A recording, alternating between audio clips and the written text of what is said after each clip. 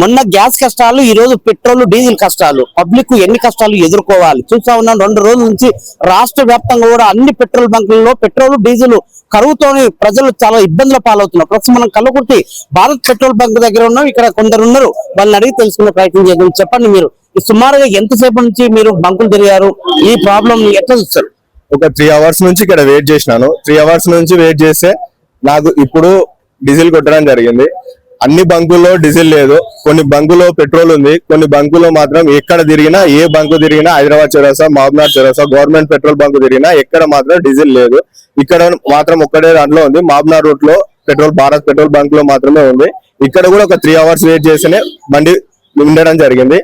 ఇంత బాధాకర విషయము ఎప్పుడు చూడలే. ఇట్లాంటి రోజులు మళ్ళీ రాకూడదని నేను కోరుకుంటున్నాను. ఇంత మంది పబ్లిక్ సఫర్ అవుతున్నారు. ఎక్కువగా అందరూ ఇప్పుడు వర్షన్లు మక్కలు గోష్ఠులు ఉంటారు కాబట్టి వాళ్ళు వర్గత మిషన్ జేసీబీలు వాళ్ళు కూడా పెద్ద ఎత్తులో రావడం జరుగుతుంది. ఇక్కడ ఒకరొకరు ఒక క్యాన్ నింపుకునే బదులు 4 క్యాన్లు నింపుకొని పోతుండ్రు. అందుకు డీజిల్ ఇంకా కొరతగా ఉండడం జరుగుతుంది. మొన్న చూస్తే గ్యాస్ కష్టాలు, ఈ రోజు చూస్తే పెట్రోల్ డీజిల్ కష్టాలు. అసలు రాష్ట్ర ప్రభుత్వాలు, కేంద్ర ప్రభుత్వాలు ప్రజలను ఎందుకు ఇంత ఇబ్బంది పెడుతున్నారు? మీరు ఏం చెప్పదలుచున్నారు ప్రభుత్వాలు? ఓట్లు వచ్చినప్పుడు మాత్రమే ఇంత మన దగ్గరికి రావడం జరుగుతుంది. పబ్లిక్ కష్టాలు వస్తే మన దగ్గరికి రావడం జరగదు. ఏ ప్రభుత్వం అయినా అంతే. ఈ ప్రభుత్వం ఆ ప్రభుత్వం అని ఉండదు.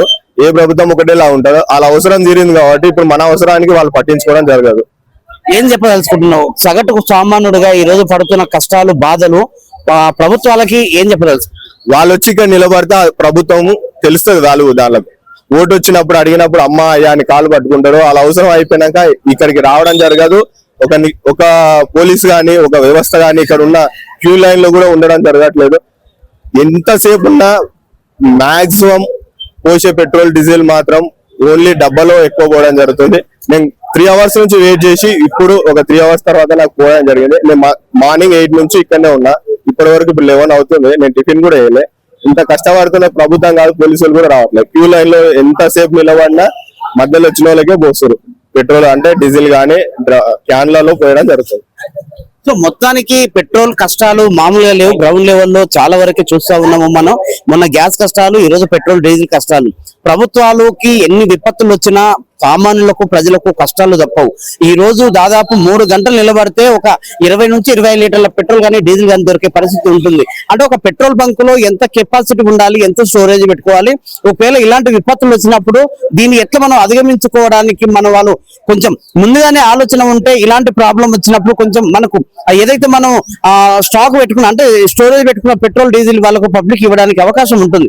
అలాంటి సందర్భాలు లేకపోవడంతో ఒక్కసారిగా రాష్ట్రం మొత్తం కూడా 2 రోజుల నుంచి పెట్రోల్ డీజిల్ కష్టాలు కొరవై పబ్లిక్ పెట్రోల్ బంకుల దగ్గరనే బారులు తీరారు. వాళ్ళకు తిండి తిప్పలు లేకుండా ఎండలో వాళ్ళు దాదాపు 2 కిలోమీటర్ల క్యూ లైన్ లో ఉన్న పరిస్థితి కూడా చూస్తున్నాం. కల్లకుర్తి మొత్తంలో దాదాపు 6 పెట్రోల్ బంకులు ఉన్న సమయంలో ఏ పెట్రోల్ బంక్ లో కూడా పెట్రోల్ డీజిల్ లేకపోవడంతో ఇబ్బందుల పాలై పనులు మానేసి పెట్రోల్ డీజిల్ కి క్యూ లైన్లతో కడుతూ ఉన్నారు. ఇక్కడ క్యాన్లతో కూడా వాళ్ళు తీసుకెళ్లే ప్రయత్నాలు చేస్తా ఉన్నారు.